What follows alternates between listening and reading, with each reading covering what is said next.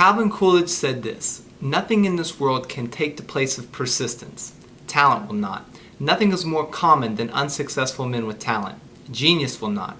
Unrewarded genius is almost a proverb. Education will not. The world is full of educated derelicts. Persistence and determination alone are omnipotent. The slogan 'Press On' has solved and always will solve the problems of the human race."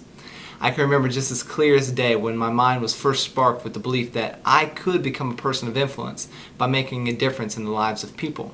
I can point out the place, tell you the time, and explain my excitement. Moreover, I feel like this was the desire that God had placed in my heart. And of course, like all good things that we feel like He wants for us, we readily jump on board without really realizing what it is that we're signing up for. Since that day, my life has experienced extremes, ups and downs. Yet, for the purpose of time, I'm only going to focus on the most recent, unless you want to hear about my birth or something. I didn't think so. When I was 23, I left Ohio, the place of my birth, to pursue my dream in Atlanta, Georgia. I got a job as a server and put everything that I owned into a tan minivan and headed off to my first apartment. My possessions included an ironing board, silverware and plates, lots of books, and a borrowed air mattress. The life of luxury, right? However, life progressed quickly. Within a year, I had purchased my first townhome, purchased an arena football team with a business partner, and on my 24th birthday, I held my first press conference as the youngest owner of a professional football team.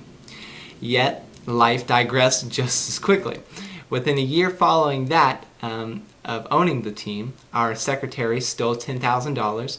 We lost $30,000 in an entertainment investment. The arena had canceled our lease for the football team. The media quoted city officials and local businessmen on the top news stories and on the fronts of newspapers declaring me a failure. I was forced to file bankruptcy due to pending lawsuits. I got kicked out of my very nice industrial loft apartment, and everyone, save a few people who knew me, suddenly didn't. The next thing I knew, I was sleeping on the floor of a new acquaintance's apartment. I was unemployed. I didn't have any savings. My reputation was destroyed. I had a severely bruised self-esteem and one gnawing question: how can I achieve my dream after all of this? For about a year, I struggled with this query with no answer in sight. And every time I tried to get back on my feet, it seemed like the rug was pulled out from underneath me. Things like my car broke down, so I had no transportation for 3 months.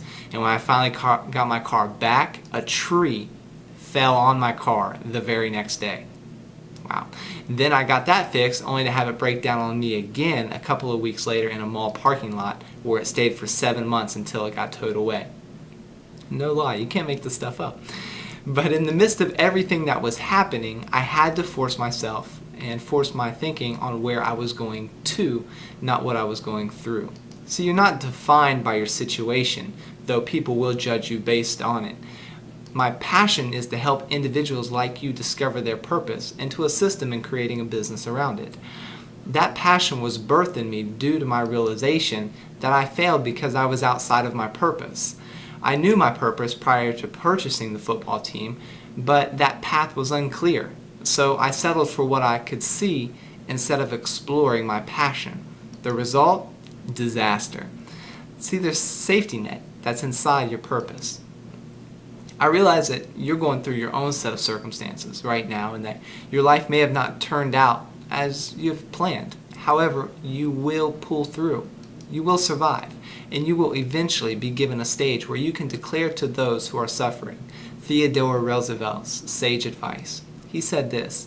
He said, "It's not the critic who counts. It's not the man who points out how a strong man stumbles or where the doer of deeds could have done better. The credit belongs to the man who is actually in the arena, whose face is marred by dust and sweat and blood, who strives valiantly, who errs and comes up short again and again, because there is no effort without error, nor shortcoming, but who knows the great enthusiasms, the great devotions, who spends himself on a worthy cause, who at best knows in the end the triumph of high achievement, and who, at the worst, if he fails, At least he fails while daring greatly, so that his place shall never be among those cold and timid souls who knew neither victory nor defeat. I wish you great success in the accomplishment of your purpose. And until next time, I am Stephen Roddy, and this is why I do Monday Money Live. And together, we're moving forward.